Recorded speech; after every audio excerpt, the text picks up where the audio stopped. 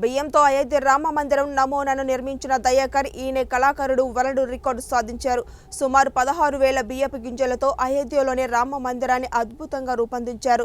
జగత్యాలకు చెందిన ఈ గొప్ప చిత్రకారుడు దయాకర్ పై దేశవ్యాప్తంగా ప్రశంసలు వెల్లువెత్తుతున్నాయి. ఇటీవల ప్రధాని నరేంద్ర మోడీ భవ్య రామ మందిరంలో బలరాముని ప్రాణ ప్రతిష్ఠ చేసే సమయం నాటికి ఈ కార్యక్రమాన్ని ప్రారంభించి విజయవంతంగా పూర్తి చేసినట్లు దయాకర్ తెలిపారు. మరోవైపు ఈ గొప్ప కాలఖండాన్ని ఆవిష్కృతం చేసిన దయాకర్ను మాజీ మంత్రి నటుడు బాబు మోహన్ అభినందించారు.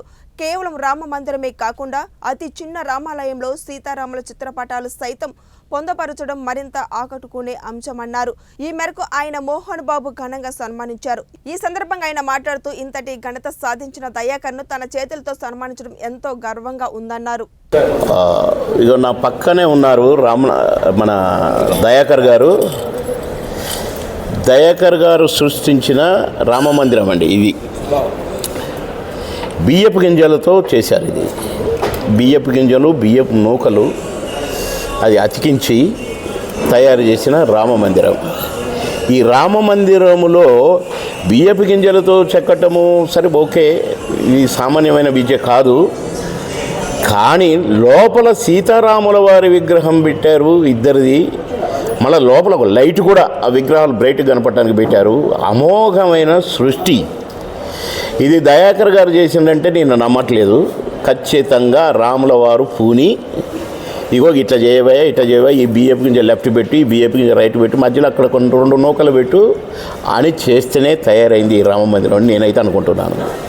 కానీ ఇలాంటి గొప్ప శిల్పి మన తెలంగాణ వాసి అవ్వటం, అందులో జగిత్యాల ప్రాంతానికి చెందినవారు అవ్వటం అంటే నాకు ఇంకా ఆశ్చర్యంగా ఉంది. ఇంకా గ్రేట్. అలాంటి ఈ రివార్డ్స్ పొందినటువంటి ఈ రామ మందిరానికి సంబంధించిన ఈ బహుమతి గ్రహీతను రమణ గారు వారు సత్కరించడం, ఈ సత్కారానికి మమ్మల్ని కూడా పిలవడం చాలా ఆనందంగా ఉంది. ఒక గొప్ప శిల్పికి అభినందనలు తెలపడానికి రావడం నాకు చాలా ఆనందంగా ఉంది, అదృష్టంగా ఉంది. రమణారావు గారిని అభినందిస్తూ దయాకర్ గారికి కూడా, వారి సతీమణి గారికి కూడా నా అభినందనలు తెలియజేస్తాను. ఇదే కాదండి, ఇంకా తెలుగు తల్లి విగ్రహము, కాకతీయుల కోట,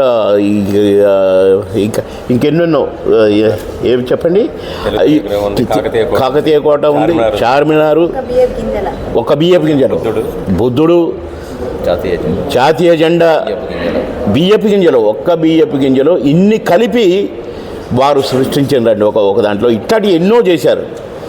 కనుక ఇలాంటి శిల్పిని ప్రభుత్వాలు అభినందించాలి. డెఫినెట్గా మోడీ గారి దృష్టిలో పడి ఈ బ్రహ్మాండమైన అవార్డు సెంట్రల్ గవర్నమెంట్ నుంచి కూడా వారికి ఖచ్చితంగా ఇస్తారనుకుంటున్నాను నేను. ఇది ఈ రామ మందిరం చూసిన 3 ప్రపంచ రికార్డులు వారికి వచ్చాయి. ఇప్పటికీ ఇంకెన్ని వస్తాయో తెలియదు, కానీ ఇంకా రావాలని, ఇంకా ప్రపంచ ప్రఖ్యాతి చెందే కళాకారులు కావాలని నేను దయాకర్ గారిని అభినందిస్తున్నాను, దీవిస్తున్నాను కూడా. ఎంతోమందిని సత్కరిస్తూ ఎంతో గొప్ప సేవలు అందిస్తున్న రమణారావు గారిని, వారి సతీమణి గారిని కూడా ఈ సంస్థ తరఫున నేను అభినందిస్తున్నాను.